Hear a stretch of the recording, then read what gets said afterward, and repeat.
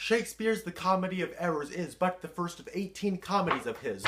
First performed around 1592, it's the bard's shortest and not one of his big hits today, though it was quite popular back then. A man and his slave come to Ephesus when, looking for their long-lost twins who bear names the same as theirs, whilst folk know not they have came from Syracuse, Ephesians' wartime foe. Hilarities ensue, then off to home you go.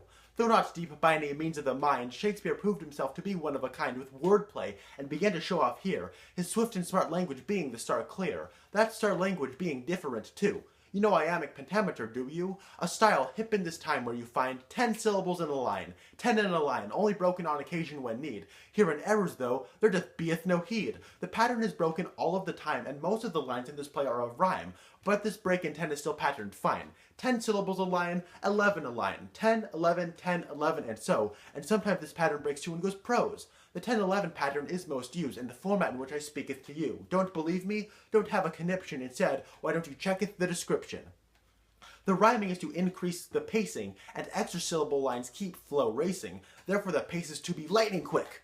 Apart from the pace, the meter doesn't stick to one form for unpredictable tone. Fitting for subject matter, travelers alone in a town known for its spook and witchcraft. An identity's mistaken? But it's daft. An absurd, light, unpredictable farce, come complete with humorous beatings and arse. So how doth I feel about this play? I thoroughly enjoy it. Let's count the ways. 1. The jokes doth make me laugh plentiful. Shakespeare, being the master of words and all, writes jokes that can be read so many ways. 2. With the long-winded jokes, the humor stays sharp, most of them not wearing their welcome. So 2 or 3 recurring gags, they aren't dumb when they choose to pop up from time to time. 3. The characters, though as deep as a dime, are colorful archetypes whose troubles make you laugh, and don't try to pretend and lull to act as something deeper than they be. The men and their slaves, those are respectively, the Antipholus and the Dromio, are the straight men and clowns who telleth the jokes. 4. The humor is not of contrivance, rather it springeth from inconvenience.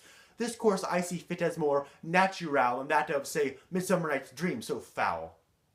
Before I move into matters less neat, there's something I like, but you might give some heat. Yes, I'm speaking here about the humor. I laugh, but 'tis not for every consumer.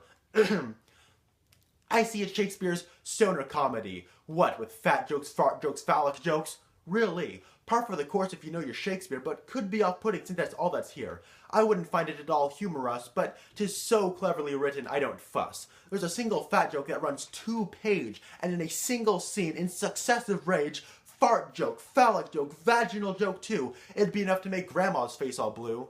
But the story's not without its faults. One scene in particular brings to a halt the story for a gag that goes nowhere, nor is it called back this humor about hair between the Syracusians in Act 2.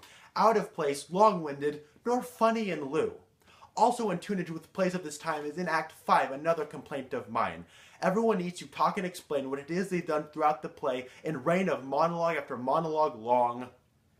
We've already seen the play and know the wrong of their decisions, but they need to talk as characters to know what happened and walk into the sunset for the happy end. Though understandable for its time, I tend to see these as wastes of time and of breath. This storytelling method is outdated. As I wind down this review, I thank you for putting up with this style I review. If you enjoy good Shakespeare comedies, The Comedy of Errors is one of these. Well-written crest jokes and thin yet fun folks fill this light farce of quite hilarious woes. Till next review, I'll see you again. I'll give this foolish play an 8 out of 10.